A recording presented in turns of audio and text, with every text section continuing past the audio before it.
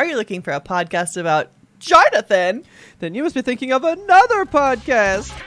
Jonathan!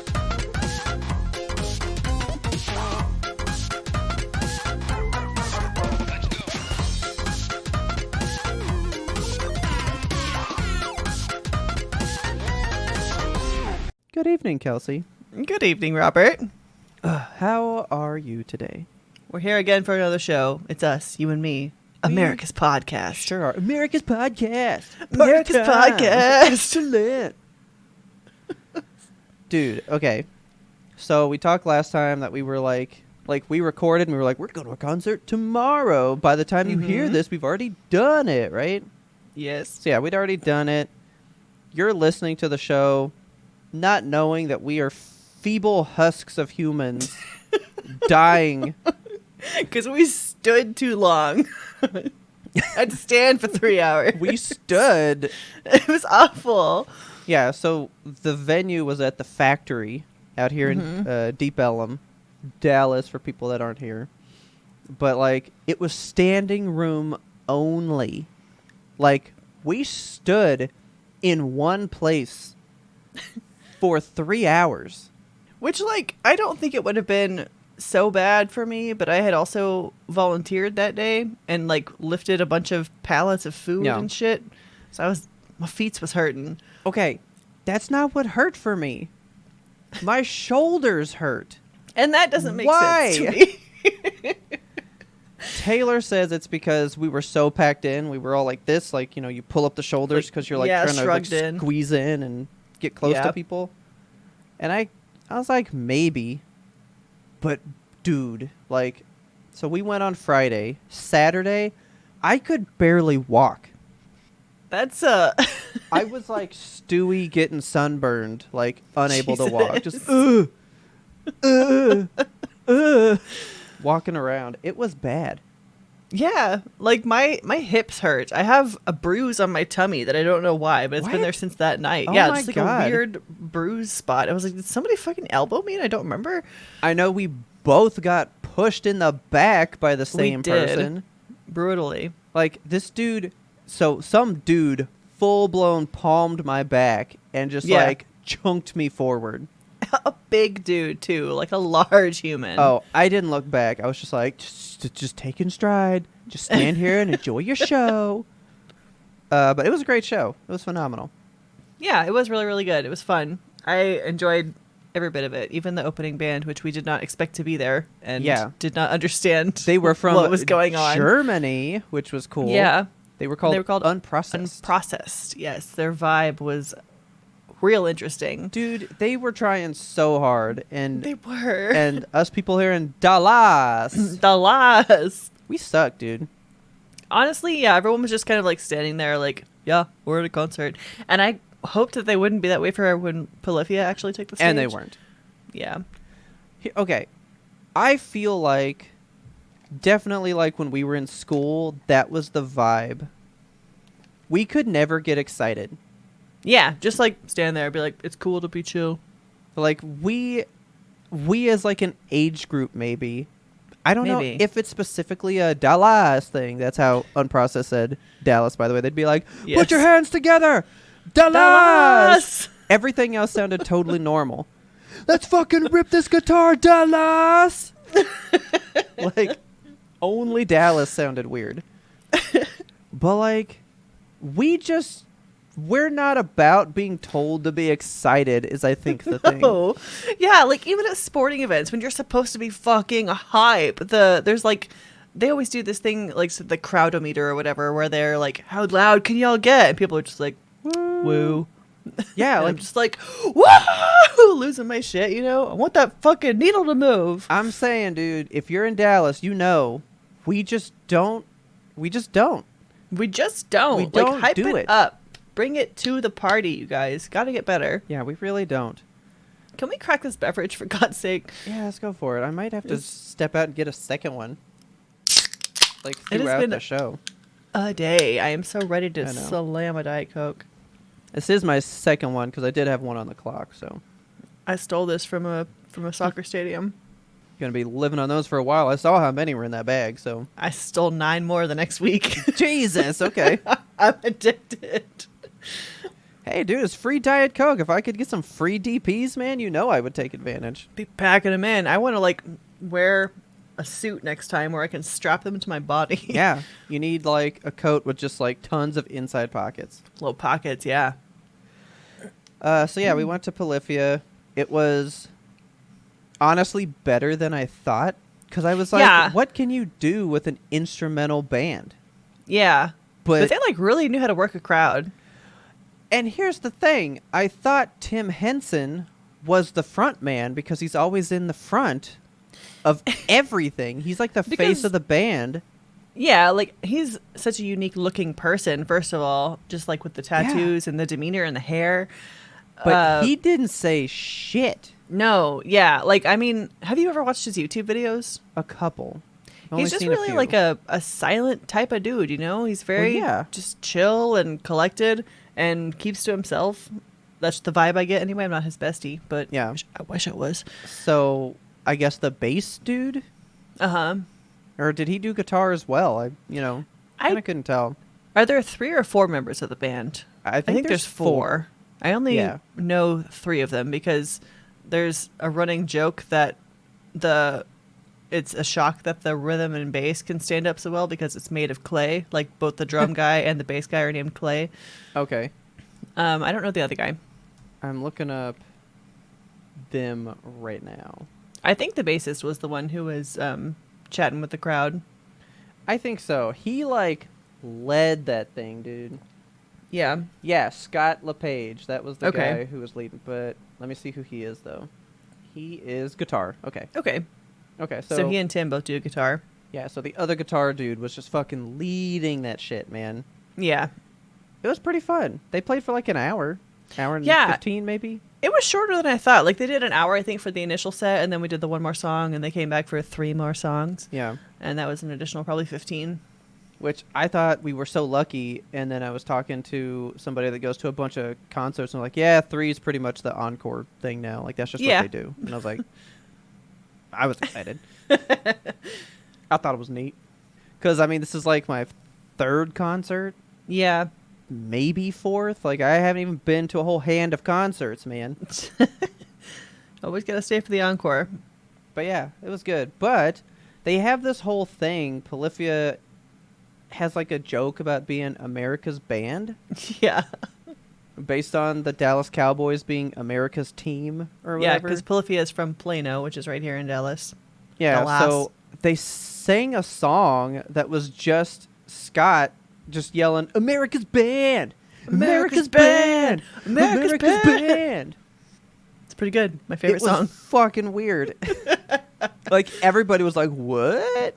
Yeah, I think the fans, like, the people who've been to concerts before, they like, probably knew. Know. But you and I were just like, what's happening? I was like, whoa, dude. Is this a song we... like, is this the deepest cut? Like... But it was a fun time. It was really fun. I'm glad that we went. So, you know what was not a fun time? What was not a fun time? So, Saturday sucked because I was, recovering from my bodily wounds. Yes. And then Sunday, right as rain, perfectly good to go. And I'm like, oh, yeah, because Sunday, Love is Blind, live on Netflix, right? I gave up my whole Sunday. I woke up and I was like, I want to watch that live thing so bad. I'm going to just sit on the couch. I'm going to knit this baby blanket for my sister, and I'm going to watch Love is Blind. And I watched it for like 7 hours. Jesus, man. I could feel my head smoking. It was... I bet. My brain was done by the end of it. I was like, I hate everyone in the show, and I never want to see them again. Here's you a little backstory. Give me a backstory. This is the 2nd ever live thing on Netflix. What was They've the first? only had one other one. That was the Chris Rock comedy special that just dropped where he was talking about Will Smith. Okay. That was live, apparently. I did not know that. I did not know that. I thought that was just a stand-up that dropped, right? Yeah. That was the first one. Worked flawlessly, I'm told. Okay. So, here's what I'm thinking. What do you bet? 1,000 people tuned into that, probably, to watch it live? Like, yeah, he's not huge How right many now. people are jumping on to watch Chris Rock live one day? Right? Yeah, I don't know any Chris Rock super fans. Yeah. So I bet, that's why Diablo, we just got an email beforehand saying we're trying to slam the server, see what we can push out of it, right? They're trying to get that ready. Guarantee Netflix was like, oh yeah, that worked fine. We're ready for the next one whenever it happens. And then 1 million plus people show up for Love is Blind. I would say those more than servers that, are I not bet. ready. Yeah, Like, not at all. There's not remotely. no way. How many people watched Oh, dude. Love is Blind finale? 1.5 million for the first 5 episodes, 1.3 for the next 4, and 800,000 for the finale. So people just kind of like fell off. Well, of it. that's because they didn't get to see it live. So Spoiler alert. As of today, the reunion episode has been viewed by almost 2.5 million people on YouTube alone. Okay. So let's say let's just cut out 500,000 people. Yeah. 2 million people showed up live to watch it on Sunday at 7, right? It never happened. Never. I always have problems with Netflix on my TV, so I was like, God damn it, just like reboot the TV, reboot Netflix, force stop the app, try it again. And I was like, this is definitely a me problem. And then Richard's Googling, and he's like, actually, it seems like an everybody problem. I don't think this is actually working right now. And I was like, oh, shit.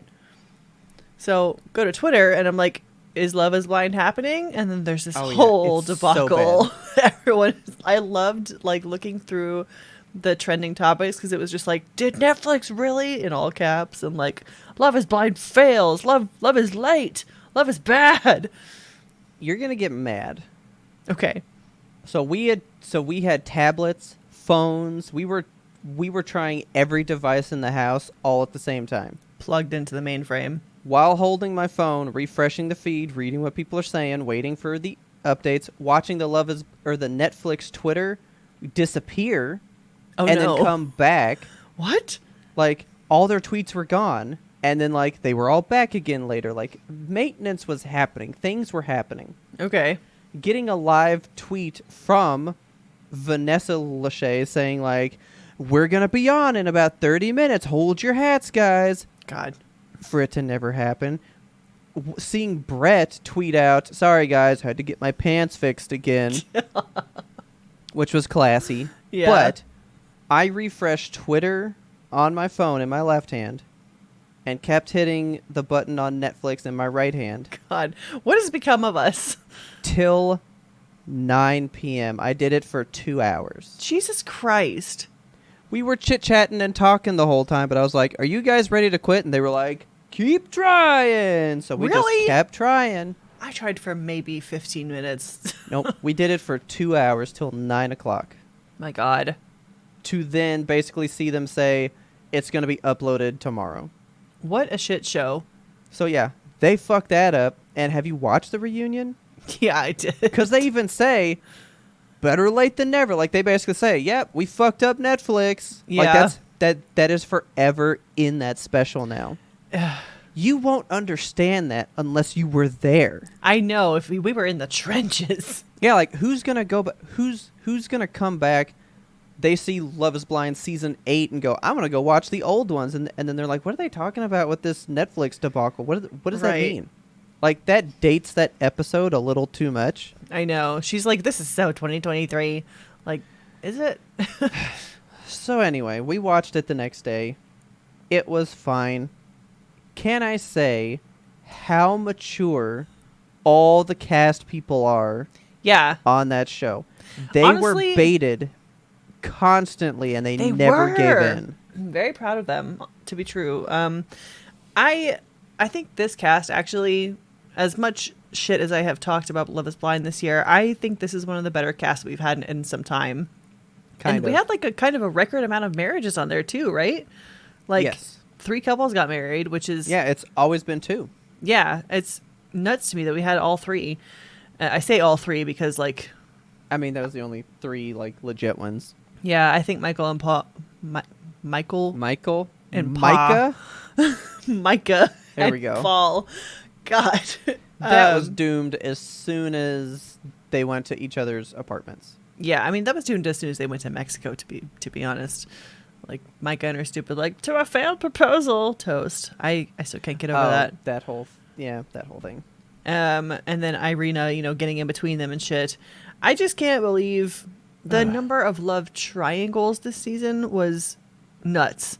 And I'm I'm thankful that the cast talked about the bad edits that they got, because Marshall had a few things to say. He's like, I don't know why you didn't show this in the edit. And when Jackie and Josh came on or whatever afterwards, she was like, yeah, so like I had broken up with him before we went on that date. It wasn't like the day of the wedding dress fitting. Not what they show at all. Yeah, no, it was edited to make us believe that like she skipped the wedding dress fitting to go like mac on Josh. And that she was like way bad. Yeah. Yeah. And then there was a whole thing with Kwame too, where he was like, when he first got into the experiment, he thought he might go by Alex to keep the integrity of the experiment alive, because he didn't want people to automatically assume like, Kwame, I'm talking to an African man. Yeah. Like it.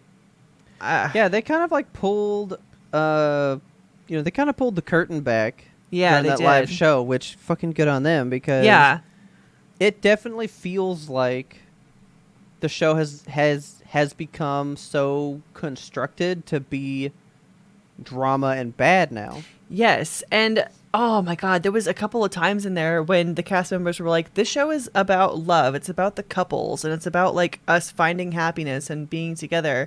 And then Vanessa was like, no, it's kind of about drama, it's kind of about like, the dastardly stuff that you guys get up to in the background. Your like animations for how you're saying that to me were so on point. It was so like snidely whiplash and shit, like she came off to me so bad in this reunion. Like, she gave me so much ick.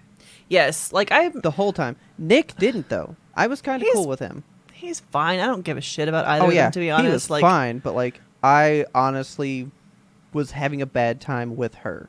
Yeah, like she's just so much. Like, she wants to talk more than the cast members talk. I feel sometimes like she was interrupting them quite a bit, and I was like, just shut up and let them say something, like you ask them a question, then you talk over them. Yeah. Didn't she even say like, well, you know what, let's just go ahead and pin that, like she straight up like shut somebody down mid-sentence to move on. This feels to me like her personal little like dish zone. Like, like I love getting in drama and stuff, but I don't have any, so I made a show where I can like poke into all these people and create something for me. Yeah. Like, I do still like the core of the show. I like what it's about. I like seeing couples fall in love behind a wall and getting to know each other, and then getting to meet and going across, the rough terrain of new relationships when you're trying to be extremely serious at the same time. I mean, that's kind of what the show has always been about to me. And the hosts are just like, I think it should be about when they fuck other people, or when they want to kiss somebody when they shouldn't want to kiss them. Like, and this line really made me mad. They were like, I know that we weren't around a lot, but we were thinking this show's about you. It's your story. Right. So we wanted to take a back seat. That and gave me such to landlord vibes of like, yes. Oh my God. Like, I own it. I'm going to reap everything from it. I don't have to do any work.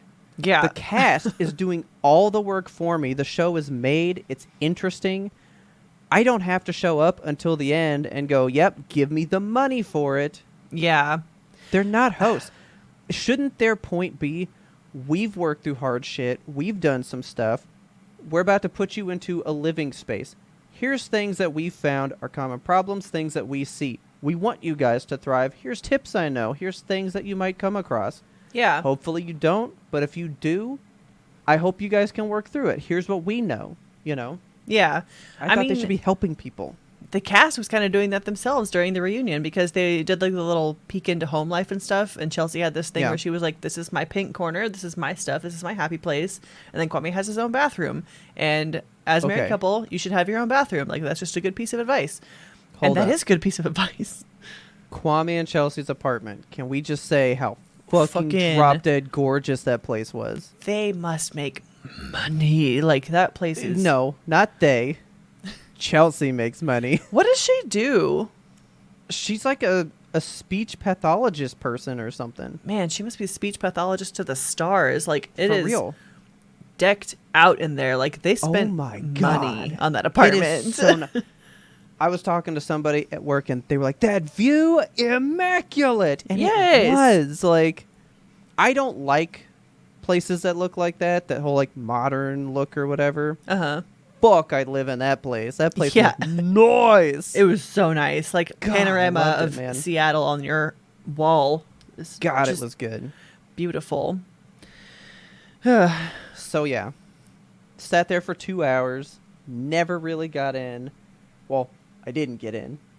And then we watched it, and I saw that there's, like, petitions to, like, remove Nick Lachey and Vanessa from being the hosts. Yeah. Sign that shit immediately. I don't think that's going to get traction, to be honest. But it won't. But I totally signed it because I was like, you know what? They slipping. They should, like, get a little something to know, you know? Yeah. And the amount of times that she was like, have a baby, have a baby, have a baby. And somebody even called her on it. I don't remember who it was. I think it was Tiffany. She was like, we're just trying to enjoy our marriage right now. Like, yeah, it's kind of weird that you're pushing it so hard. You know who came through clutch was my boy at the reunion? Fucking Zach, dude. Oh my God. I love Zach. I like him. He gave me the ick at the reunion because his weird little song that he was singing to Bliss. I'm not even going there. I was like, please stop. I turned to Taylor and went, why is it so country? God, and so long. My secondhand embarrassment was unreal. I had to leave the room. Like, I was like, I can't sit and listen to this. She goes, it's because that song, which, by the way, he was like, it's not a mainstream song. Everyone knows that song. I Hope You Dance. I know. That is like the song. I mean, yeah, it's a very popular song. It is a very popular. It was hugely mainstream when it was out. It was everywhere. He's just a fucking weirdo. And the way that he is, like, but I love him, though. I didn't like it when he came to Paul's defense so hard when Micah was like trying to grapple with all the things that he said to the camera behind her back. Like, I don't see her as a mother. He was so peacekeeper. He was fighting in everybody's court for, like, everything. I guess, yeah. He kind of overstepped a little bit, I will say. Because, like, he was just in the middle of everything. Yeah. But he did bring some, like, good points. I loved it when he was like, Irina, you weren't fucking here for the right reason. You were here to get famous. Like, fucking lay it out, Zach. Lay it out, Zach. Yes. And then he was like... Zach. And then he was all like, I have the receipts and they're my Instagram. I was like, oh, gotta go to his Instagram immediately. Oh, Taylor did too. She went there instantly and it was nothing. It was nothing. It was like just a story about his sad childhood and his mom. Yeah, which, like, I mean, it was, I don't know. But that's no receipt about Irina, which is what it was led to believe. Yes. So I think it was just like trying to drive traffic to his Instagram. And then it went very like Jesus-y in the middle of his post. And I was like, I don't like this. Yeah, it was whatever. Like, I know Paul's his boy. It's like I knew he was going to, like, side with him, you know? Yeah. I am definitely pro Micah, though. Yeah, same. I feel like Paul, he definitely, like, didn't want to be there, but just never really tried to get out of it.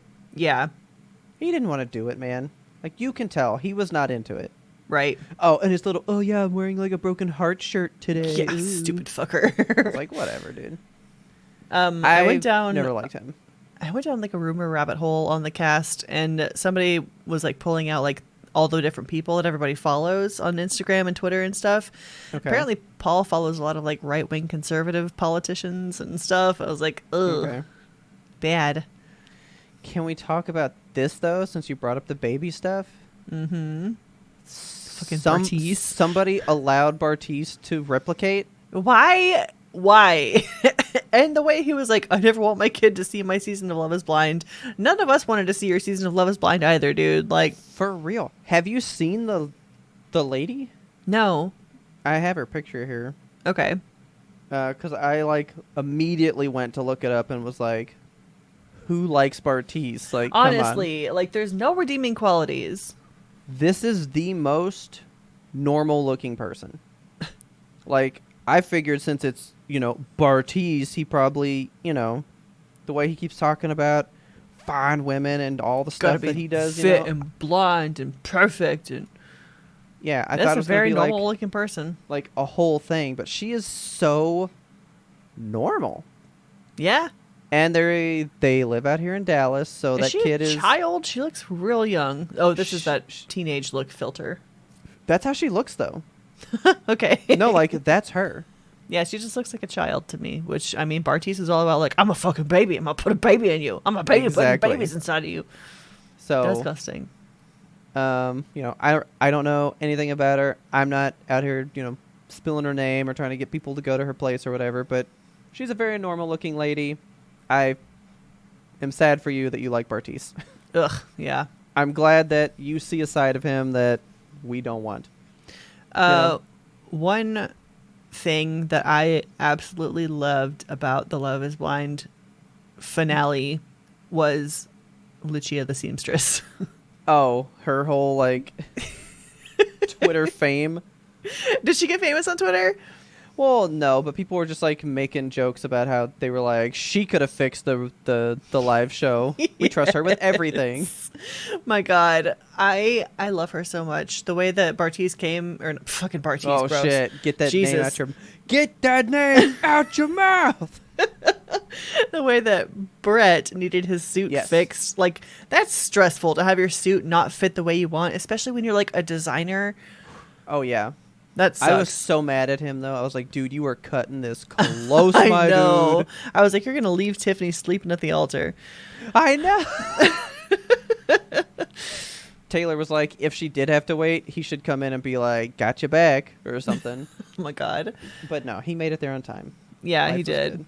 But he got to Seamstress place with like an hour and a half until the wedding. Dude. And I was like, you better fucking undress, boy. Get it fixed. Dude, and Lucia came in with her. She sounded so like upset. She was like, I mean, I'll do the best I can. I can't make promises. Like, the amount of stress. She's hand sewing that shit. I know. At first, and then oh man. Incredible. She nailed it. I was so worried when he came out. He was all like tugging it. I was like, he's going to say it's too fucking tight or something. Yeah. And he's just like a glove. Perfect. Deuces. And he took off. Ridiculous. It was a fine reunion. Yeah, it wasn't as dramatic as I hoped, but I did like the fact that the cast was like, the show isn't as dramatic as they make it seem. Like, you see 2% in the edit, and it's the bad stuff. Oh, yeah. Man, I was like, I don't want to watch season 5. And Taylor's like, well, we're gonna. And I was like, I don't fucking want to. We're going to. It's just a thing we have to do. I hated this. It was bad the whole time, and we didn't enjoy it, but we have to do it. Well, it is season 5. It's my favorite number. Yeah, guess 5's we'll see a good if number. It pays off. I need to see where it is, though, because I know you and I looked it up. Yeah, I want to say, no, it's not Chicago. They've already done Chicago. Yeah. Okay. They haven't done, Boston yet. Boom! What is it? It's Charlotte, North Carolina. Okay. So we're going to get some Southern honeys. We're going to have some real religious freaks. Why you do this to me, man? I don't want this. You're going to do it. I don't want it. Dragging you down to this pit with me. It makes me so sad. Ugh. I guess, can we talk about the last thing to do with it? They did announce another show. Oh, I couldn't. So I now was like, exactly what? So did you watch the trailer? Do you know what I was is? like, we have another show about dramatic love, and I was like, I'm done. Okay, turned ready? It off. Yeah, they're giving us what we wanted in the worst possible way. Oh no, they're giving us the Ultimatum season 2. Okay. Queer edition. Oh my God. So the Ultimatum is the one where you either get married or you break up by the end of it, right? Yeah, because the people coming into the show are saying I've laid out this thing, and if they don't meet me at this, I'm done. And then they go, well, that person might do it. Why don't you go fuck them instead? And then they go fuck somebody else and go, you know what? Oh I do want to be with this person. I'll blow you off after 10 years together or whatever. Jesus. It's a bad sounding show. Yeah, I don't like the concept of that one. And they're doing it with queer folk. That's the whole thing. So is it a variety of people, or like how are they doing it? Yeah. Let me. Like all genders? Jeez, let me look Everybody's it up again. pansexual? Ultimatum. It's called Ultimatum Queer Love. Alright. God, dude. But, like, that's not what we wanted. We wanted Love is Blind, but let anybody find their love. And instead, it's like, let's break up all these queer couples. Yeah, I want bisexual battle royale. Is that so much to ask for? Jesus, man, I hate it. So, it's 5 couples made up of women and non-binary people, it says. Okay. So, because I will admit, when I was watching the trailer for it, it was pretty much all women. Okay. I don't think there was a dude in sight. And that airs next month. That's happening soon. Ugh. You will not be watching. No, absolutely not. Because, dude, the trailer makes you go, wow, I just watched, like, an era of these people's lives just come to a halt. That sucks. Ultimatums are not a good way to live your life, and they're not a good thing to make a TV show about. See, I thought it was, like, kind of big stuff. I know that you'll say this is big still, but, you know, some of them are like, I want the ring, and that's it. If I don't get it, just get engaged, and that's it. Yeah, that's like some people. But there was one lady that was like, she doesn't like my dog. It's the dog and me, or we're done. Okay. And then they came on the thing, and I'm like, I mean, yes, that's big, but like, yeah, that's the big ultimatum that you brought to the ultimatum, you know? Yeah. That feels weird. So small for like a televised thing. Yeah, I thought it was like just people that were like, marry me or dump me. Or they maybe had different something else choices. Where it's like, you know, make an effort to be part of my family or leave. Yeah. That's a big one. That's bigger. And I know somebody's probably going to be like, well, your dog is your family, so it's the same thing. Yeah. I don't know. I just thought these would be like way bigger ultimatums of like life or death type stuff. And it's just like, start getting manicures with me or we're done. Like, I don't know what they're doing. That's Love is Blind Season 4. It's capped off. What a shitty way to go, but what a good cast for, I mean, holding their own pretty well throughout the whole thing. They did a good job. They did. I guess let's end on who's best couple, who's best dude and best girl, man. I think Brett and Tiffany are just so fucking solid. But I do really, really love Kwame and Chelsea a lot. Best couples, Tiffany and Brett for me. Yeah. But best girl, man, dude, I love Bliss, man. I love Bliss. Oh, really? Bliss is really sweet. She's just good. I love Bliss. Yeah. And best dude, I don't want to say that, but it's Kwame, man. I love Kwame. He's so sweet. I don't know. Me and Taylor both felt like ulterior motives at play with him. Oh, really? We don't feel like fully on board with him. But I like him better than Brett, though. Brett is too just like style and like there's nothing else about him almost. Yeah. Can't be with someone that's so obsessed with just their looks like that all the time. Has like 40 pairs of sneakers stacked on the wall. Because you know that's like all they talk about is him probably going like, you need to wear this. Or like he probably critiques her clothes to match a style with him, you know? And I think it would be nice like that. To be styled by your husband. Just be like, what should I wear today? And they give you an outfit. Like that's the dream right there. A little sad that Chelsea's not best girl, but I love Bliss, man. She's so sweet. And she puts up with Zach. God bless her. God bless her. All right. Well, with that, would you like to try to get these servers back on? Come back from an ad break? Yeah, please. I know that you were like, editing's got this. I'm like mid-outro of the show last week, and Kelsey's just like rips apart right in the middle of me talking. And I didn't skip a beat. I didn't even fucking falter. I just kept talking it because in my mind, I'm also like, editing's got that covered. You straight up just said, "Whoa." And guess what? I cut some background audio, pasted it right over, and said, yep, it never happened. Editing's got this. Do you even remember that? Yeah, I do. You do. What did you think? What was in your brain? Tell me fucking for real. Did you sit there? I'm crying. I can't believe it.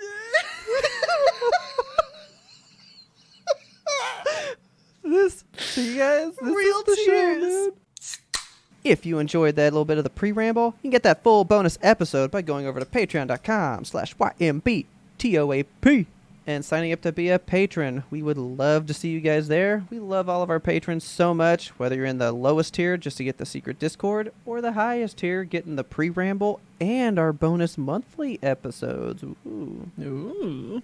We just like knowing that you guys are here and engaging with us however you see fit.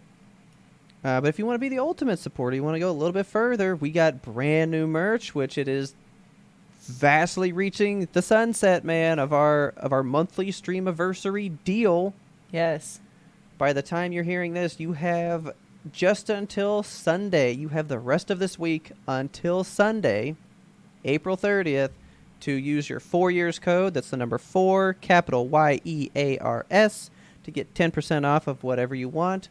We've got wall hanging stuff, wall art, notebooks, new shirts, new tank tops, all kinds of designs.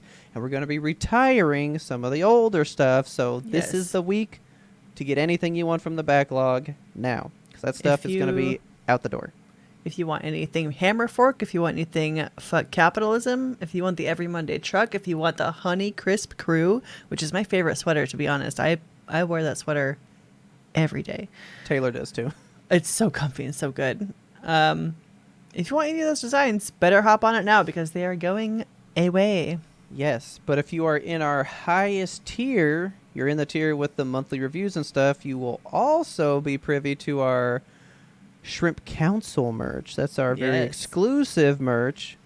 We are retiring all of last year's stuff. We have a whole new year, so if you want any of that old design with this sweet little dude that I'm wearing right now, I know you can't see him, but he made a little Friday Roundup appearance this week. Better go in there now, because this is it. You've got, 7 days? So hop to it. Hop to it. That link is in our show notes. Click on it. Go check it out. See what you like. And again, thank you to everyone here. We love you guys so much. Let's get you back to that regularly scheduled content. I don't know how much this is going to go, but I know we got to go there. We got to go there. We got to do it.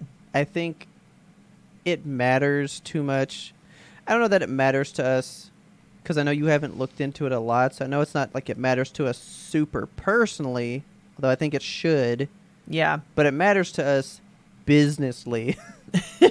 This is one of those topics that, like, I haven't taken the effort to educate myself on. Like, I know it's a big deal and I know it's happening. It's in, like, the zeitgeist of everything right now, so I should be paying attention, but I don't have the mental energy to dedicate to it. So, I mean, so we've definitely chit-chatted about it. It's what they're calling the TikTok ban, guys. We're going to talk the TikTok ban real quick. You know, we really do not try to do, like, political things on here too much. Like, we do it when it matters. It's not that we try to avoid it. It's just that it's not, like, fun for us to talk about in this podcast. Yeah. We try to keep it, like, a fun space in general. Yeah. But if there's something important going on, we usually bring it up. You know, we've talked certain elections and other things, you know. So, like, if it matters, you know, really want that to be noticed, we will talk about it, you know. And I've been bringing this up to Kelsey and her being like, wait, what? And I was like, maybe we should just talk about this then, because if Kelsey don't know, other people might not know. Yeah. And I think it's probably big enough that we should all know. Yeah. Especially if you're listening to us. I imagine you're a pretty heavy internet user, and this is probably a big deal for you. Chronically Online. Because, funnily enough, this TikTok ban isn't about TikTok. Okay. By the way, I love how that's the whole thing, though. It's hitting the news all about TikTok. It's called the TikTok ban, right? Yeah. It's not at all. 0%. So TikTok is like the Trojan horse that this bill is riding in on? Yes, exactly. Okay. I actually sent you a copy of the bill. You did. Click into that for me real quick. Yes. Okay. when you have it pulled up, I'd like for you to go to the Find button and type TikTok in the Find. Find that in this bill. It ain't in there at all. The word is not there. It is not about TikTok. Not a in tick, not any a talk. capacity. What the fuck? What's it about? Did I know this off the bat? Hell no, I didn't. Don't trust me, guys. I am one of the most unpolitical people. I do not follow that shit. I'm not watching primaries. I'm not watching that stuff.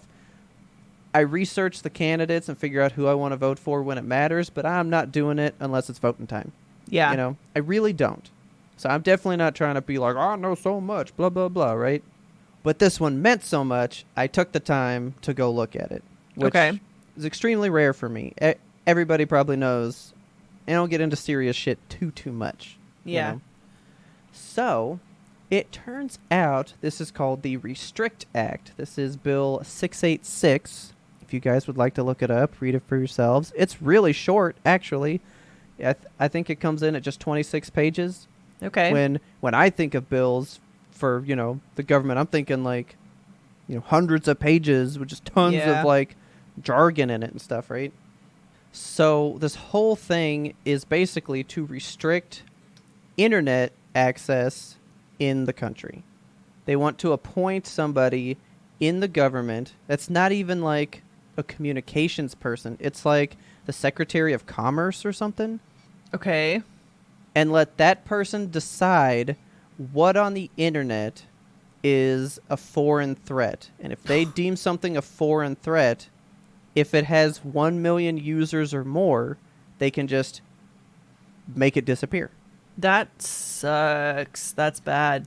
So they're just going to have like one appointed internet czar to like be the guy and to be like... It's not a committee. It's not anything else. It is one person that this one person can just say, I deem this a threat. Boom. Strike it out. Make it go away.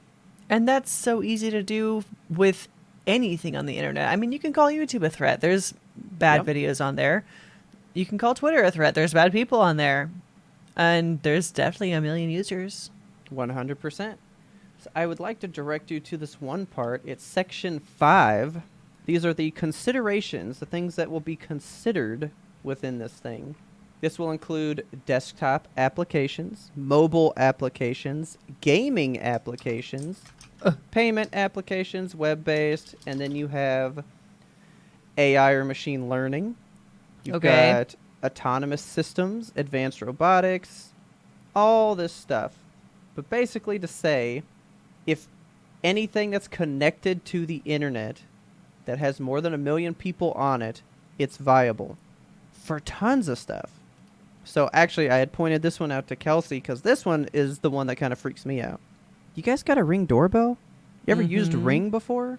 Yeah. You know, the thing that makes sure people aren't sneaking up to your garage in the middle of the night. Not sponsored, just passionate. Seeing who's delivering that pizza to you, you know, when you're ordering stuff. I know for a fact more than 1 million people got Rings, right? Yeah. This allows the government to go, I need to investigate if this is a foreign threat. Grab whatever footage is on your device, and they own it and can look through it and use it as they please. That's fucking weird. That's nuts to me, dude. This is a total aside, but did you hear that Tesla is being either investigated or sued because there's... So you know the cameras on Teslas that like activate to see whether you're going to run over a child or whatever? Yeah. Those cameras are recording all the time. Everything that happens. And they're not just like heat sensors or motion sensors. They're cameras that are recording. Yeah. And they play just random footage from all the cameras from Teslas inside the Tesla offices. And the employees like look at the shit that's going on and they like laugh at it or whatever. Like, oh, this person's like having a bad day or whatever. Look, he tripped and fell. Or like, this couple's kissing. I'm going to fucking watch it. Like, they're watching you. Dude, I've heard stuff about TSA people. Like, you know, when... I guess not TSA because that's like airport stuff, but the people that like go through your phones and stuff from when that became a thing, that was what the Patriot Act or something, right? Where they could comb through all cellular stuff, texts and voicemails and all that stuff to see if anyone's a threat to the U.S., right? Isn't that a disgusting act? Like thinking back on that, like how did that ever get voted in? So Terrorism, supposedly, man. you know, there's people that comb through all that stuff. You know, it's been seen that they hold competitions on what's the most embarrassing thing that they can find through people's data before. Oh my God. Like, employees just sit around and be like, oh, look at that dick pic. That's ugly. You know? Like, everything we have or do isn't ours. And that's the problem. And that's the problem with this bill in particular. They're using TikTok as the scapegoat. But you know who made this bill come up? Who? Facebook. Of course. So Mark... Wait, what? Isn't that his name? Mark Zuckerberg? Yeah. I can't remember his fucking name. I know the Mr. Zuckerberg part. Yeah. You know, Mark Zuckerfuck. Mr. Fuckerberg. He, you know, owns Facebook, Instagram, all that stuff. It's all under the umbrella of Meta, right? Meta's the one that's been approaching most of these congressmen and stuff, you know, saying like, oh yeah, you know, people are like doing stuff. They have all these things that like you can't control, blah, blah, blah. We have all the data, and like they sell our data. We know this. This is old news. That shit came out in like 2016 or something. Yeah. They've been selling our shit all day long, and they profit. They pay off the Congress people. TikTok's not paying nobody. They just exist. Yeah. And people are mad about it. So here's a game. I don't know if I ever had you play this game. This was coming up real big when the whole TikTok thing was going down, because I know we talked about like, does it connect to the Wi-Fi and blah, blah, blah, my God. and all that shit, right? Yeah. One of the things they were saying was this TikTok is keeping the American people too informed. What? Well, the news is definitely controlled to give us what we need to know. Yeah. TikTok isn't. So they said it's like the free press. Yeah. And the free press was like a whole thing in the 50s and the 60s and stuff that got demolished. It was like removed. It doesn't exist because it was informing people too much of what's really happening. And that's what TikTok is. So there was a whole game when the whole TikTok like sit down thing happened. Yeah. And they were like, go to Instagram, search the word France. What do you get? So I did it. And I got like pictures of the Eiffel Tower. Croissants. You know, dude with croissants, baguettes, just like... Croissants! Beautiful people in a beautiful place, right? Uh-huh. And then it said, but then go to TikTok and search the same word. You just search France. You're not typing in anything specific. Search France. Search France on TikTok. And there was a whole rebellion that's happening in France right now. Yeah. It was on TikTok weeks before it was on the news here. Yeah. Like, it had like almost come and went by the time we ever were told about it. So was TikTok like big when the pandemic first started? It wasn't, right? Like, think about how... I didn't get it till 2020. Yeah. Think about how much like sooner we could have known. Oh, yeah. Yeah, this whole Last of Us thing like we were talking about. Yes. Yeah. Like I like TikTok for the fact that it is just like raw people doing unedited stuff. Yeah. There's this woman on there right now that's going through a thing where like her Adderall just stopped working. And oh, yeah. And she's been like going to the doctor and getting the Adderall, and then like she has to go get tested every month or whatever to make sure that you're taking your Adderall, not selling it. And when she got tested, they were like, you don't have any Adderall in your system. And she's like, I take it every day. And so she told her therapist about it and like, hey, it's not working anymore. And so the therapist was like, you should go get your pills tested independently at like a separate pharmacy or whatever. Okay. And have them tell you what is in the pill, because it's probably not Adderall. And it wasn't. And she's going to like... She had enough people come to her in the comments on TikTok that are going through the same thing. She was like, I feel crazy and I just need people to validate, is Adderall not working anymore? And yeah, she at this point has now gotten enough people where she has the attention of the local news, and she's going to start like getting the story broke, and it's going to be out there, and there might be a class action lawsuit. So like TikTok does stuff, you know, people have found murderers on TikTok, and you find people doing, you know, social justice kind of stuff where somebody fucking throws macaroni at a fast food employee. people hunt them down. They're like, this is their license plate. Yeah. I don't know. Like, there's good and bad with everything on the internet. Oh, I think, of course. I think that TikTok, for the purpose of disseminating information, I mean, it is good and bad. There's bad actors on there, like there is everywhere. But for the concept of, like you said, being able to search France and be like, oh, there's a whole ass revolution going on that I wasn't aware about. Like, I mean, dude, I saw Russia invade the Ukraine on TikTok. Live on TikTok. The day it happened. And I didn't hear about it on the news for 3 days. I know. That is how I found out about the war. I was like, oh, okay, that's happening. Yeah, I learned about it from a Ukraine person saying, look at this bomb hit my neighbor's house. And boom, I watched it happen. You know? It's like truly showing us the horrors of war that news kind of like desaturates. Yeah. That's a whole other fucking topic. That could, I've seen whole TV shows about like the Vietnam stuff and how they really picked and choose, what you saw. Yeah. But like, then there's, the whole data point where it's like, oh, but, TikTok has all this data. Well, the company that owns, I guess the company that owns TikTok is called ByteDance. That's the people that like own what TikTok is, I guess. But they've never requested their data. And then the CEO was like, well, we understand that you don't like that, we're a Chinese-based company and that data is on our shores. So we've already put like several $1 million into a whole server network here in the United States. It's called Project Texas. It's already being built. We've already paid millions of dollars, and it's going to house all the American data on your soil. You hire your own people to manage it, and then we step away from it. Yeah. There you go. And they still don't like it. They still want to attack them about it. Yeah.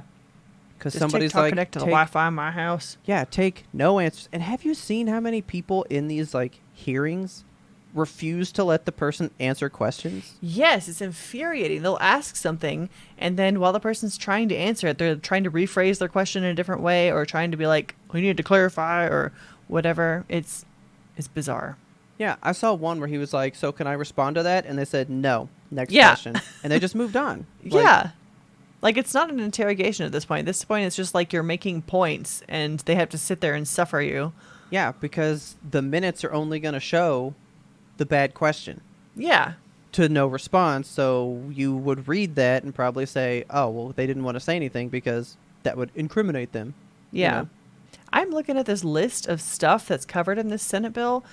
Biotechnology, synthetic biology, advanced robotics. Like, that tells me like the Honda robot and shit can be used up by them, or all the Boston Dynamics. The Boston things. Dogs, yeah. Like, that's what I was thinking about too. Like, synthetic biology, what is that? Like, I mean, they do make like arms and stuff. Like things to like replace your arms with. Yeah, that's what I was thinking. Fake arms and all that junk. That's what I would think. Synthetic biology. There's so much that this would entail. I was just saying this one to Kelsey the other day because gaming stuff is on there. Yes. What if this person, whoever's in charge, goes, man, Diablo's demonic as fuck, and I'm a religious dude. I don't think people should play that. Wipe the servers. We're done with that. Yeah. They can. Call of Duty. Instantly wipe it off if you so wanted. Like, why is there one person going to be in charge of all this? That's what I want to know. If it was like a committee, it might be a little bit better. I still wouldn't like it because, like, look at what the fucking Supreme Court is doing. They're a committee of our highest appointed individuals in the United States, and they're making shit decisions all the goddamn time. But I don't see why. Because there's more control if there's one person. It's so much easier to control what one person says or does. Yeah. By strong-arming and influencing than trying to do that to 10 people that are on a committee. Right. Like, this kind of oversight and nitpicky application of filters should be applied to the news that gets disseminated to the American people. Like, apply this kind of scrutiny to Fox, to CNN, to all the different large news networks that everyone tunes into every day. Apply this to One America News, which is just a fucking propaganda station that doesn't even give you news. It's just scare tactics and people yelling about fentanyl. Oh, yeah. Dude, Taylor has seen some TikToks of stuff. There's one where it's like, there's apparently 9 stages to genocide. Yes. Like, how it's all built up. We're in, like, stage 7. Yeah, it's, like, serious about... Yeah. Dude, they're trying to take away African American voting rights again. That's a bill that's like proposed today. What? That's there now. Yeah, that's a real bill happening now. We are regressing so much. And that's the thing. If nobody knows, or as us Dallas people just don't fucking care, we don't get up and get excited. Yeah. It doesn't change. Yeah. And like it sucks because like I want to care and I want to be involved, but to be honest, like I'm going to say an opinion, and this is opinion that nobody should have because I know is bad and I want you guys to be better than me. I just can't care. Like I feel so desensitized to all of this shit at this point. I'm like, what difference am I going to make? But it's like hard. Yeah. We can't think like that. We have to individually rise up, because without individuals rising together, what are we than just being like you're laying down in the street and letting this come over you? Yeah. So back to France. Remember that whole revolt that I was talking about? Yeah. You know what it was about? Labor? They were going to raise the retirement age from 65 to 67. Yeah. And France was like, absolutely not. Yeah. The garbage people said, fine, trash can just flow through the streets. We're not doing our job. Fucking stop that shit. Like, they unified immediately. Yeah. And just said, no, that sucks. Yeah. And stopped it. And guess what? That's not the case anymore. It's still 65. That ended. Powerful things happen in France when the people get mad. Oh, yeah, big time. We need to start doing that shit. Yeah. We need to start doing that shit here in America, because like we're just kind of letting the government win. That's and it feels like such a police state. Like we are in that. I think what do they call us? Been seeing these things. I guess we're like an aristocracy now. What? Is what they're calling us? Let me look that one up again. I saw this video on TikTok, of course, on TikTok, about it was an interview with Frank Zappa way back in the day, and he was he was saying some powerful shit about how when the government becomes more about enforcing a moral code rooted in theocracy, we are no longer a democracy of the people. Yeah. I was like, fuck yeah, Frank Zappa, but he's old and probably dead by now. And dude, we've had a lot of smart people. I need to really try to get back into like some Tupac stuff. There's stuff he said that is profound, way more, but like it hits so much harder today. It's like he saw the future, man. I mean, there've been so many people, like early politicians. George fucking Washington was like, don't have a 2-party system. That's gonna suck and it's gonna make America bad. And guess where we are? That's exactly what we did. Yeah, then I saw one that was like, have no more than 2 representatives for any one like state. And then they were like, we're like a million people in California. So it was like founding father, don't have more than 2 people to like represent your state. And they were like, but we have like a million people here. And they're like, you have how many fucking people now? Because like at the time there was a couple thousand people live there. Yeah. And now it's like tenfold. That probably should have gone up. But so an aristocracy is a form of government which places strength in the hands of a small, privileged ruling class. The 1%. Yeah. Who basically pull the strings and get everybody else to do all the other stuff, you know? Yeah.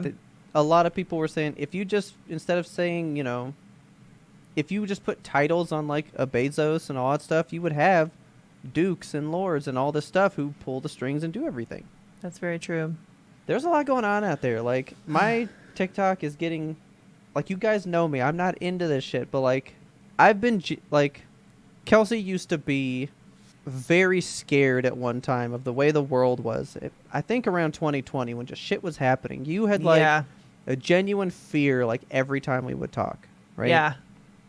And I never felt it, and I was all like, I just don't know why she's so worked up. Like, I know it's bad, but like, right? You can go back and listen to some of those episodes around election time 2020, and you can hear me like on the verge of tears. Like, I'm getting that fear these days. Yeah.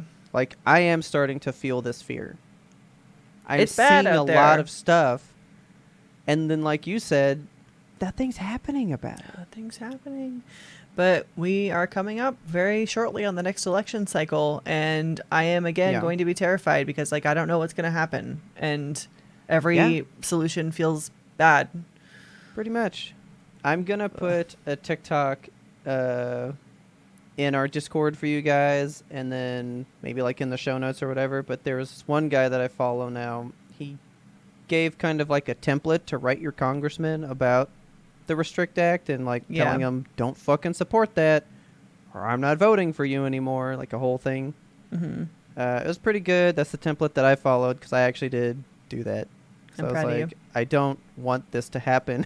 Yeah. Like, honestly, this is the scariest bill that's come up in a very long time. Like, to give one person the power to destroy any one thing that more than 1 million people can use, just dude. at whim, that sucks.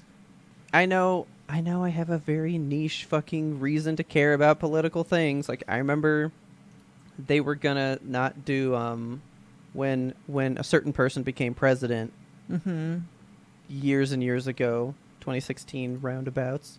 We were gonna not import stuff from other states or countries around us. Do you know most video games are printed in Mexico? I did not know that. So like most physical media that I purchase is all stamped made in Mexico. So that means all physical media was about to die out for me. Oh God. No Blu-rays, no buying PlayStation games. You had to do, digital only because none of it's made here. Yeah. You know? And I was like, holy shit, this is wild. It didn't happen, but it still was a thought that was going to happen. A very scary thought, to be honest. I hate that a small group of people can just do what they want, and we have to kind of go with it because we're here. If you guys aren't in our Patreon, getting our pre-ramble thing, you might want to get in the pre-ramble just for a little bit, learn about my lead poisoning thing. Apply that to what's going on in the world right now. Robert doesn't have lead poisoning. No, I don't have lead poisoning. I drink too many Dr. Peppers a day to have lead poisoning. Yeah, he's good friends with the doctor. So that was a lot.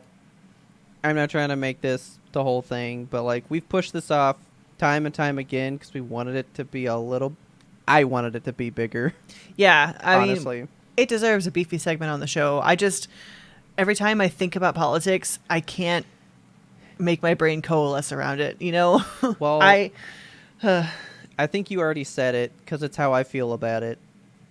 I also don't want to because I feel absolutely helpless about it. Yeah, it's easy to feel helpless because... I mean, cool, dude. I sent one email. What's going to happen? Yeah. Because I've seen people that sent these same emails get the responses back, and they basically say, yeah, I'm doing it anyway. Yeah, I did email Congress about one thing or another back in 2020 because I was like, I'm fucking fired up about this shit. And they emailed back and it was just like, again, a template. And I'm like, what is the fucking point? I sent them a template. They sent me one back. Like, yeah, cool. So what's the point, We're just taking up space on an email server. Yeah. I don't want to end on that kind of like a note of saying it feels useless because when we are together as an American people, we can affect change, and it's important to know that and to remember that. So rise up, do your thing. I think that there is brighter days on the horizon for U.S. citizens if we can just continue to walk toward the light. I know we talk, and we're about to talk these things. We talked about our bread and circus, and we talk a lot of circus on here. We sure do. That circus is usually meant to make you think, like, there's no time to get into these things. Like, I don't have time to read this bill. This one was 26 pages, dude. Some people read I'm on Book Talk for some random fucking reason. I don't even read fucking books. It's Ferdinand's fault. But, like, Brandon Sanderson, or whatever that dude's name is, he writes, like, 1,000-page books. People read that for fucking fun. Yeah. You can't read a 26-page thing on your lunch break, you know? Yeah. We got this, guys. We got this. We got this. But that's just the thing. We have to take that little bit of time to look at it. Yeah. And thankfully, there's people on TikTok that did it all for me already. So I can just be like, yeah, inform me. Yeah. You know? If you want to go down a TikTok hole on it, you can just go to TikTok and type in the Restrict Act, and you're going to get a ton of videos. So now I will say, just because you heard it somewhere, doesn't mean you got to believe it. I read the bill to see if what I was hearing was true. Yeah. That's the only reason important. I read it. Like, stay informed. Okay. Don't just take everything at face value, because you know that there's people out there that are lying to us all the time. Don't listen to us. Don't listen to us. Why don't listen to us. Don't believe anything we say. Take what we say. Go fact check it. Go read it. Go see for yourself. Do not think just because you heard it from me, oh, that's 100% the truth. Yeah. That's my truth I'm trying to give you, you know, but like, go read it, man. Go do it. Stay informed. Let's just make this shit happen. Yeah.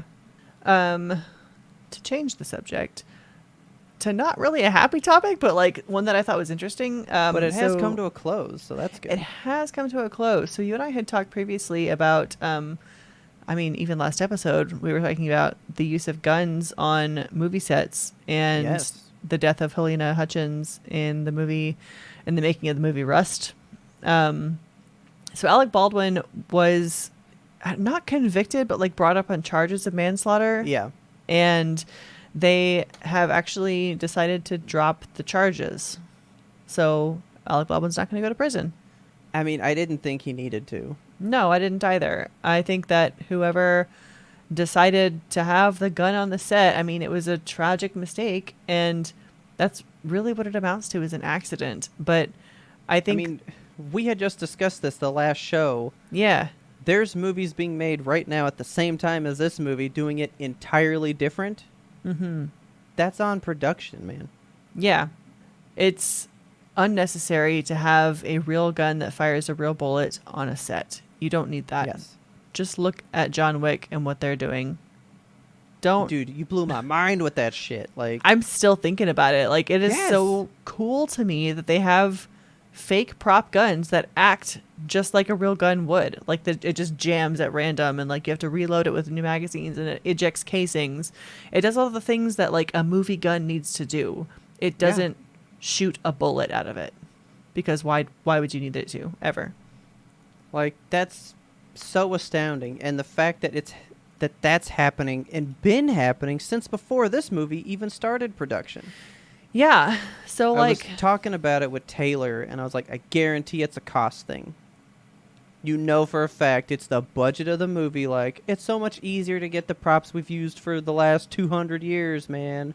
I guess. Let's just fucking get the blanks, call it a day. We don't want to buy these newfangled ones they got to produce, and, you know, they got to test and make sure they work right so they function good. Like, just get a good old classic blank, shoot it off. Because I guarantee, what do you bet? One of those fake John Wick guns costs more than a real one. Probably. But it's cooler and better. A thing that doesn't even work it's costs a toy. More than the thing that works. Yeah. I guarantee that's real. I bet. So there was also a misdemeanor charge brought up on Dave Halls, who's the first assistant director on Rust. He pleaded no contest to his misdemeanor charge, which was for negligent handling of a weapon. And he was sentenced to 6 months of unsupervised probation. So just like a general slap on the wrist. Yeah. Like, this is on your permanent record type of thing. I was about to say, what does that even mean? Unsupervised probation? Like, just like go live your life. Watching you, but we're not actually watching you. Yeah, because you're not checking in. It's unsupervised. Just like, hey, just know, if I do want you, you got to show up to me. You know, like, he's just on call for 6 months. Like, it's a psychological torture thing. Yeah. It's like the whole slap bet. Like, I am going to slap you. You just don't know when. So it's like, I might call upon you within these 6 months. And if you don't show up, you're fucked. But if I don't, that's fine. And so you're just probation officer just like hides around the corner, fucking waiting for you. I mean, I'm glad about that, but yeah, But that news, see, that should immediately be tied to this John Wick thing, and people should go, see, look, Alec Baldwin wouldn't have had to deal with this if they'd have learned from John Wick. Yeah. That should be the news story. Truly. Know? Like, people need to know about the John Wick shit. Tell your friends about that, because it's just cool, guys. For real. It's amazing. I haven't stopped thinking about it once. Yeah. Since you told me. Me and Taylor have discussions about it all the time. It's so cool. Like, still. And we actually did bring up this as well, because we brought up Alec Baldwin and Brandon Lee and all that kind of stuff. Yeah. You know, we're getting away from sad now. Yes. We're sorry, guys. We're not sorry. It's a heavy Monday for you guys, but I will lighten it with some circus. Yes, please. I'll go with the heaviest circus first, I guess. I did watch Knock at the Cabin. Okay. By old Shamalama Ding Dong. Yeah, tell me about it. Was it good? Yeah, it was good. What do you want to know? What was the twist? Time travel? We're going full spoilers. You ready? Full spoilers. Full spoilers. Here we go. The twist is there wasn't a twist. Oh my god. Just fucking... So, what's the movie about? Do you remember the trailers? Did you even see trailers? Because you don't watch previews, and I do applaud you for that, actually. Previews ruin everything. They truly do. So I do remember seeing a trailer, and it was like, we have to trap you in this cabin because killing you saves the world or something, right? That's real. Okay. Like, that's what really happens. Like, there wasn't a twist. There wasn't a twist. The twist was that it was real the whole time. So, like, why did their death save the world? Nobody knows. Okay. God he basically found his 4 horsemen kind of thing and said, hey, you 4 people, go to this cabin. I need a sacrifice, and the world doesn't end.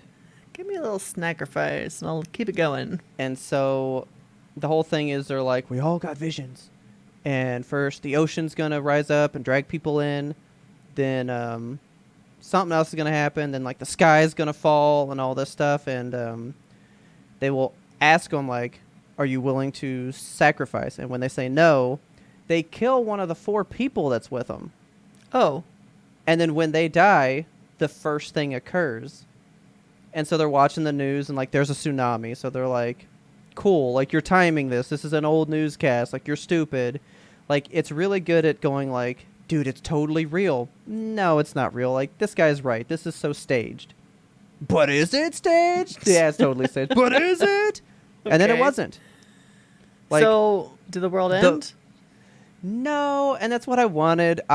So Dave Bautista comes in, and he's like, if you don't sacrifice, everybody on Earth will die, except for you 3, and you will be left to wander this world absolutely alone until you die. Good Lord. Okay. And that's how I wanted it to end. That would have been a fucked up ending. Yeah, I would have liked that. It would have been great. Been cool. But one of the people does decide to die. He gets killed, and the world cleans itself up. Like, everything that was... Because, like, planes are just, like, plummeting from the sky, dude. Like, oh my God. Like, the world starts going haywire. Okay. And so one of them's like, I'll die. So he dies. And then everything's fine. And then it ended. So, like, it was real. But I kind of wanted them to live on a hellscape and just be like, you guys fucked everything up. You suck. You know? Sounds like a lot of fluff and no payoff. Kind of. It was still good because you know why it was good? Why? Easily, hands down, fucking fight me, everybody. Okay. The best wrestler turned actor of all time, Dave Bautista. I love him. He's so cool. He fucking wrecked that movie. Bautista's a fucking animal.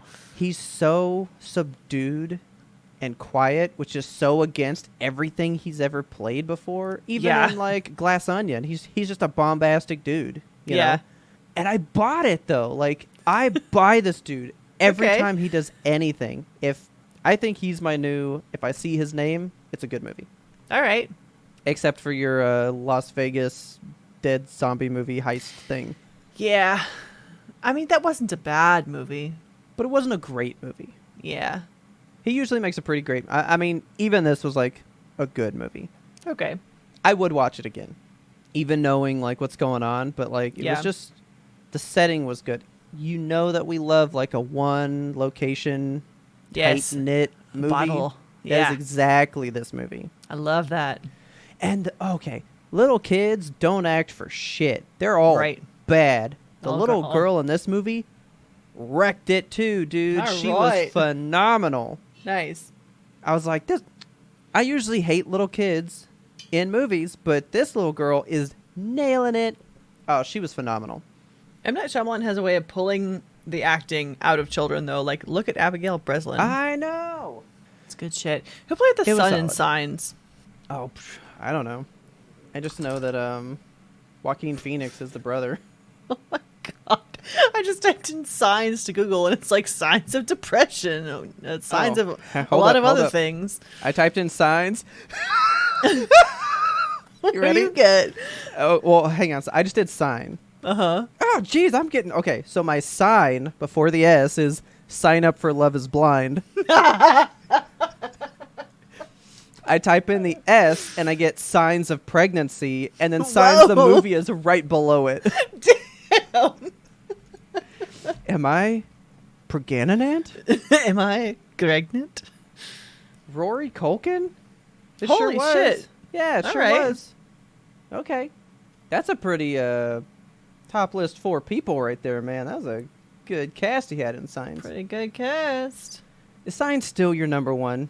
Oh, I fucking love Signs, dude. Like, that movie is a treasure to me. I think Sixth Sense is my number 1. Yeah, it's pretty good, too. That's a good one. That movie has me more freaked out than any other movie of his. We need to watch Devil soon. I want to see it so bad. Yeah, I super want to see that. So I got for Friday Roundup that Evil Dead Rise poster of the elevator buttons, and I was just like, man, I should call Devil. I should watch that movie. But yeah, it was good. It was a solid movie. Nice. But then I went to the theater and saw a movie. What is out that I could possibly have gone to see? Do you even know? Anything that you've been wanting to see? I did not. There's nothing else that you're like waiting for. I don't think so. At the present moment. Not even like a Nicolas Cage movie. Oh my god, is that out already? Renfield is out. Oh, was it good? And we already went. It was okay. Okay. I mean, it was fine. Okay. It's a tight hour and a half, and it just beelines that story, dude. Like, I feel it just like gets there. There's a lot, like, there's a resurgence of the hour and a half movie coming back. It's like, let's get in 90 minutes, do it, and get out. I genuinely found it just fine. Okay. I was like, yeah, it's like a 6 for me. Like, it was good. Nothing really happened. The gore in it, though. Yeah. It's good, but then it's also, like, really a bad version of goopy. Oh. Like, it's got a lot of just, like, think about old CGI when they would do stuff and how it would like bubble up, but it still looked weird. Yeah. It didn't look right. That's how some of the blood looked. Was it practical or no? No, that movie is pure CG, man. 100% lame. of the way. But like, he does grab a guy. So I brought this up because you had just sent me a meme or something about Nicholas Hoult always being dressed up in makeup to be a weird boy. That's exactly this movie. I love it. He grabs a dude by the face and just rips it off. And so it's just like 2 eyes and like a mouth just going, ah! Screaming real weird. Old Nicolas Cage face off. It's a weird movie. But I mean, it is good. When Nicolas Cage is involved, it's going to be weird. That's your baseline. I didn't know Awkwafina was in it. Oh. And she looked so pretty in this movie. I was like, oh, Awkwafina, you're so pretty. Ben Schwartz is in it. Okay. Which Taylor kept going, why the fuck do I know this guy? And I was Sonic. all like, gotta go fast. And she's like, oh, yeah. This movie's ruined. God. A lot less Nicolas Cage than you would think. Mm. He is not in it too much. What is the name of that movie that I keep seeing Pedro Pascal and Nicolas Cage in? The Unbearable Weight of Talent. Okay. Nicolas Cage or whatever. That's that one. The Unbearable Weight of Massive Talent. There we go. Where he just plays Nicolas Cage. I'm like really interested in that movie just from a what is it perspective. I have heard it's insanely funny. It looks really funny. Like, I've seen clips surface on TikTok, and I'm like, Pedro Pascal is, like, funny. Oh, yeah, he's super funny. He's having a moment, man. Like, it just keeps rolling for him. I hope that he wins everything. Yeah. But Renfield wasn't it, man. Okay. It was fine. I think that's a total... Wait till that hits streaming, guys. Yeah. But, yeah, it was good. It's no Warm Bodies. I'll say that much. Nothing's on par for Warm Bodies Nicholas Hoult movies. Oh, no. This one was... It's got a 58 on Rotten Tomatoes, 53 on Metacritic, and like a 6 on IMDb. It is super, like, middle of the road. All right. It's fine. It's fine.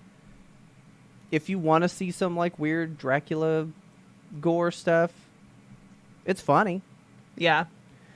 But, like, there were parts that I was just like, what are we doing again?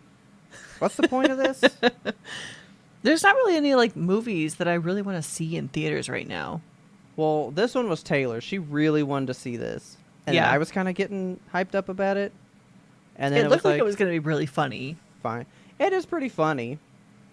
But I guess I was expecting, like, more from the story. But the story is literally just being in a toxic relationship and trying to get out of it. Like, okay. That's the whole plot beat. That's it. So the only shit that I see in theaters right now, like Cocaine Bear is still there. Fucking Winnie the Pooh, which I don't want that. I've got that somewhere else. It's fine. That Adam Driver movie, 65. I have that too, by the way. If you would like to, yeah, I'm I do. Passively interested in it because, like, I like Adam Driver, and I'm like, what is he gonna do with the machine gun dinosaurs against a T-Rex? Yeah. And there's one called The Offering, which I guess is on Hulu right now that I've not heard of, but the poster is really sending me. It looks creepy as fuck. Oh, I've actually heard about this. When is this one coming out? Somebody just told me this. Hang on. The Pope's Exorcist. Oh, yeah. I heard Ooh, about that too. That's out now. Ooh. I have been hearing it's the Barbarian of exorcism movies. Ooh, okay. We might need to go before it's gone. I would love to go. Because, like, you can't say that shit to me. Yeah. You know? That's like a statement. Yeah. Okay, hang on. So it's got a 48 on Rotten Tomatoes, and Barbarian has a 93, so I'm like... Really? I don't know. Is it really Barbarian? What's the audience good? score, though? Because the audience score on Rotten Tomatoes is a way more accurate meter than the fucking tomato meter. You know what? Let's go 83%. Okay, so it'll be fine. It's good. Yeah, we need to see that big time. Yeah. I was told that and was like, well, that's on my radar big time now. Yeah. You gonna say it's got Barbarian vibes, dude? When does that leave theaters, I wonder? Has it been in theaters a while now? It came out the 14th, so it's only been out 1 week. Okay, it probably only has 2 weeks, to be honest. Like, movies come and go so quick anymore. Probably. Let me see, because this is just showing showtimes for... Oh, it's still got, like, 5 showtimes a day. Okay, good. Oh, yeah. There's time. Because I hit Friday, and Friday is when new movies come out, so the list would get shorter. Yeah. And there's still 5 a day for all of next week, so we got time. Okay, good. We should definitely see that one. Yeah. But for me, it's just Evil Dead Rise right now. That's all I want. I just need that. Oh, totally unrelated. Are we gonna go see Return of the Jedi? Oh, I super want to see that. I'm gonna have to look at our local theater for times. Cause like, when's that I don't out? know. May the 28th. Oh, the 28th. Wow. No, it's on the 28th. I think next Saturday. For like 1 day. 1 day? Is it Saturday or Friday? That's Friday. What? Let's see. Let me look real quick. Invitation to a Murder. A Murder. Yep, coming out Friday, April 28th. Nice. It might be there the full weekend, but it's like a limited event thing. Okay. Remember our Friday roundup movie, Kill Her Goats? Yes. That's hitting video on demand. Oh my god. Too. Oh, we gotta watch that. We should make a Zeitgeist event out of that one. Oh yeah. But so here's my thing. Everyone's so excited. I don't know if I should be excited. For what? Return of the Jedi? Yeah, why do I care about that being in theaters? Unless it's Hayden Christensen-less. Like, is this like an original cut? Excuse you. No, but that's the thing. Why do I care about this movie hitting the theaters? Because it's being talked about like it's a big deal. To me, it's a big deal if I'm getting like a cut that I can't watch anymore. Like, is this the 90s cut? You know, when they like redid the stuff on those VHSs, those gold, beautiful VHSs? Oh my God. Yeah, I don't know what cut they're going to show, but... I don't know what cut they're going to show. And I'm like, well, if it's the one I can fucking watch on Disney Plus or the Blu-ray I own, I'm good. I'm going to send you this poster because, my God, something is wrong with Harrison Ford's eyes. Uh-oh. What'd they do to my boy? Oh my God. I think that's the old one. That's the old, like, original. No, it's not. Yoda looks weird. Yeah. But that's coming out. I keep seeing it on my TikTok feed with people, like, flipping their shit. And I'm like, but why? Because Star Wars is having a whole renaissance right now. People is it, though? People are so... I'm not going to get into Star Wars nerds right now. I can't. But yeah. So that's, like, the only other thing that I know of coming up immediately that's happening. Yeah. I need to go through and see what else is coming up for the rest of the year. But for me, it's Evil Dead Rise. That's the one. And you're going to go see The Covenant. Yeah. You can let us know. I'm looking forward to, like, the summer blockbuster season. I'm ready for that again. All right, so I will say this. My birthday is hitting hard this year, man. My birthday is going off. So we just talked in Friday Roundup about how Terrifier is returning to theaters on your birthday. Yes. Or shortly thereafter. But Ismail, patron Ismail, posted in the chat yesterday about the new Insidious movie that's coming out in July. Oh my God. And it's the thing I've been waiting for since part 3.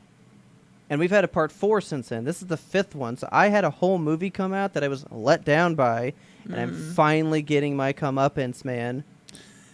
It has the original kid from part 1. It's 10 years in the future, which is almost real time. It's been 13 years since the original movie. Okay. But, like, it's the original cast, actually aged forward, and wrapping that story back up to where we started in part 1. I'll lose my fucking mind, dude. Lipstick demon for days. Lipstick I love demon. that dude. You've never seen Insidious, right? No, I haven't. Dude, you gotta watch Insidious with me. I know you want me to watch it so bad. Me and Taylor agreed last night. We came to this. You ready? Yeah. Insidious is our favorite horror franchise. Whoa, big statement. Insidious is phenomenal. Insidious is so good. Conjuring movies are good too, though. Yeah. Conjuring's pretty solid. But Insidious, dude. Insidious is so good. It's so scary. I love it so much. But you got Insidious coming for my birthday. You got Mission Impossible Part 1 on my birthday, because Part 7's being split into a Part 1 and Part 2. Okay. You got Barbie coming around on my birthday. Fuck yes, I'm so excited for Barbie. Then you got Terrifier on my birthday. We're going to have, like, so many good movies to talk about this summer. I'm really, really excited. Oh, dude, this summer is good. Yes. I can't wait. So see, guys, we went hard, but we came back light. We did good. Yeah, if there's too many movies to talk about right now, I'm going to have to get off of this. That is it, man. I have nothing else. I'm spent. Ready to get out of here? I am. If you love this episode, please tell a friend about us, because word of mouth is the best way we can get the good yum-tope into brand new squeaky clean ears. We release weekly every single Monday. Been doing it for 4 years straight. Gonna keep on doing it for 4 more years. 4 more years.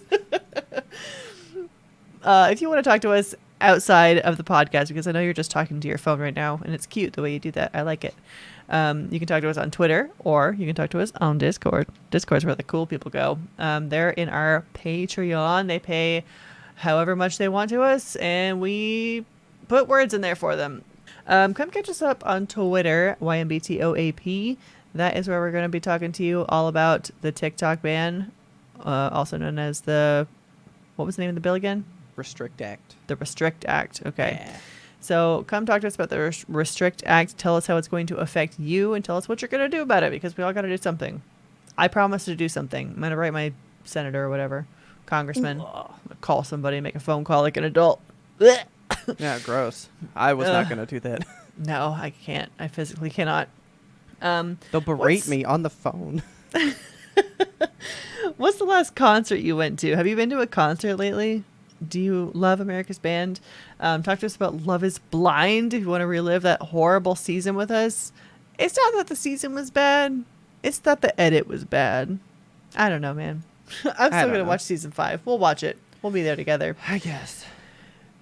If you are in the know, you can talk to us on the Discord. The Discord is where all of our besties come. They hang out with us. They tell us all their secrets, and we tell us all of theirs. Tell them all of ours. I can't talk. Thank you so much to the patrons for supporting us through thick, through thin, through all the stumbles and the flubs, the laughter and the tears. You love us, and we love you back for it.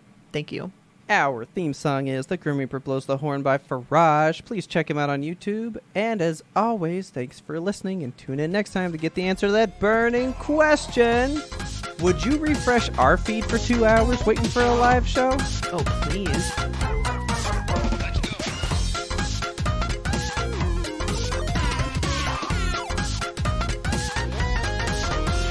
But we had one more important sound we wanted you to hear. This is where editing magic takes place. I got 2 for you, and you tell me which one you like. You ready? Okay. Would you refresh our feed for 2 hours waiting for a live show? Oh, please. Or are we going to make 1 million... Hang on. Editing magic. Are we going to get 1 million listeners so that we're up for being banned in the Restrict Act? Oh, shit. They're both good.